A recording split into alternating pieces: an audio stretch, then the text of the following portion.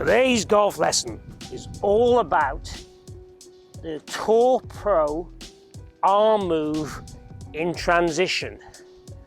Can we achieve it, and what little secrets can we use to allow us to get it more often, more consistent, and without taxing the brain too much? Keep watching to learn how. Hi everyone, Alistair Davies here. Welcome back to my YouTube channel. Today's golf lesson is all about the Tour Pro transition arm move. Quite a mouthful. But we're going to talk about how the arms should move in transition, and then a secret that we can perhaps do with the wrists to allow that to happen, more often than not. And I have done a previous video where I've used a towel, will also help give you this feel as well in your transition to get the right kind of arm shapes that we're looking for in the start of the downswing. So if you are new to the channel, please follow or subscribe. I post videos every week, all designed to help improve your golf and improve your knowledge on the golf swing, hopefully. Also, if you're enjoying the videos we go along, please click like and also comment. Those two things really help the algorithms to help my channel do better. So thank you for doing that. Keep watching to learn the Tour Pro arm move from the top.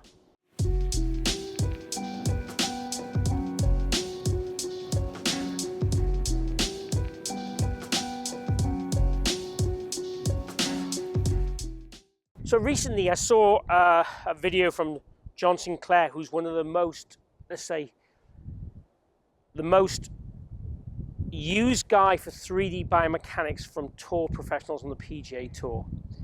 And he talked about how the arms in transition kind of do this. Okay? So if you think about what this arm is, it's supinating, and you think what this arm is supinating. So both arms supinating at the same time in transition.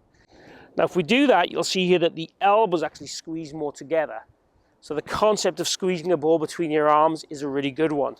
But the concept of obviously doing this with your arms as an exercise is also a very good one. So you'd go to the top of your swing and you feel this. Now, ideally at the same time, the left wrist should obviously go into this flexion state. And the right wrist goes into extension state. And that's really what I want to talk about today. So achieving this arm move should be done with your wrists as well. And achieving this using your wrists might be an easier concept for you to do and a move to do than trying to do this with your arms as you start to swing down. So basically, getting to the top of your backswing and feeling your left wrist flexes. So the logo on my glove here, my tailor-made glove here, my logo goes back to the camera. That's putting my wrist into severe flexion. Severe flexion. My right wrist. The back of my right wrist, I want to point back towards my face as best I can. Now, a lot of tour pros have this into what I call max extension, which will be this shape, as we swing down. Now, if I keep that extension on, you'll see here what happens to the shaft and the club head. It goes behind my hands. And if I kept that extension on all the way through the swing, it would actually keep the club face very passive also. So a lot of players, you look at someone like Alex Noren, you see the club head almost has this look to his finish. His hands work what I would class as deep and in, round the corner.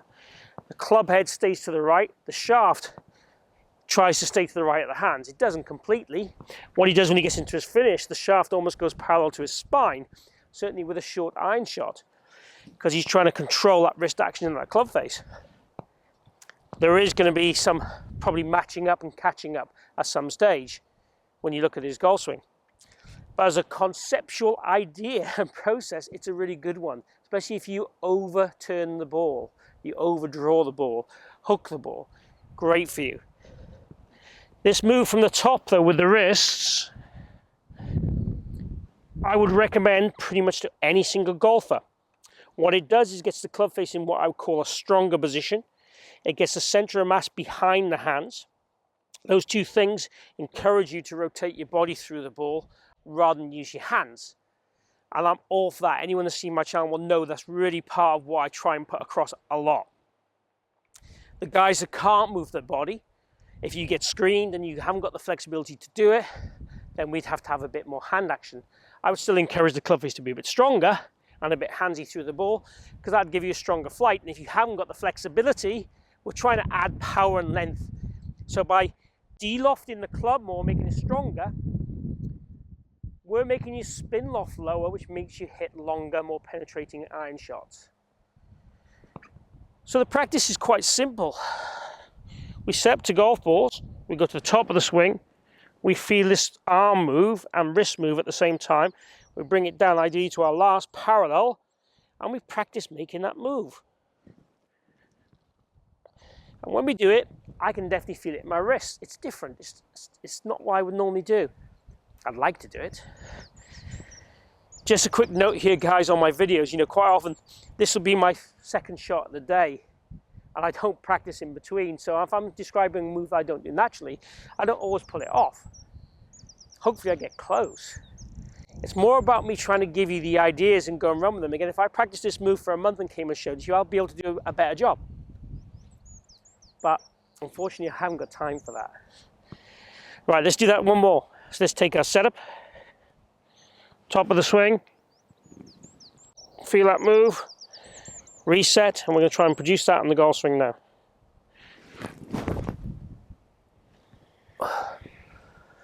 Not the best strike, felt massively different, especially in that transition area, massively different. The whole key thing with learning is about reviewing and assessing whether it's doing what we want it to do. As a player, if I hit that strike repeatedly, I would be like, this isn't working, this is no good. As a coach, if I felt it was changing my hand action, arm action, the way the shaft pitched and so on, I'd be like, yeah, let's go for it, let's do more. And the strike will come, because it will come. I'll find the ball after a few balls properly. And that's the beauty of it. You know, as a more skilled golfer, the quicker we find the ball. As a less skilled golfer, the longer that process takes, but it'll still get there. And it doesn't matter how long that process takes, in my opinion. So hopefully you've enjoyed learning that kind of tour pro move from the top of the backswing. And we're talking here today just arms and wrists. Not talking body. I am going to do some other videos on the whole transition, the body and everything very shortly, so keep your eyes peeled for those. If you have any questions, post them down below. Also, any requests for videos, I welcome them. Also, if you haven't already subscribed, please hit my logo down the bottom corner and join me in my journey and let me help you improve your golf. So thank you for watching. Thank you for joining me today at the Forest of Arden. See you again soon and enjoy your golf in the meantime.